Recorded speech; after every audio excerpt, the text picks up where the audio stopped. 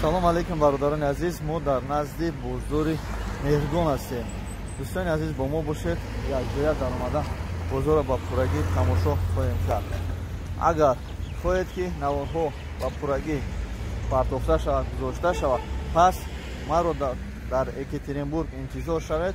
иншоалло ки ба Екатеринбург рафтан ҳама наворҳоро мепартом, барое ки пайдо наши нафаре ки дар шоки мо мақсад гигабайт гузарна, то ки мо тавонем ҳама наворҳоро гузарем. ҳеҷ гап не дӯстони азиз, мо сафар дорем иншоалло ба тарафи Хуҷанд, баъд аз Хуҷанд Қирғизистон, аз Қирғизистон Самарқанд Бухоро, баъдан иншоалло насиб боша тарафи Екатеринбург. азиз, мебироем ба дуюм ошёнаи бозори Меҳригон. Ба мо бошед, беҳтарин наворҳоро аз пойтахт шаҳри Душанбе худо хоҳад мебинем.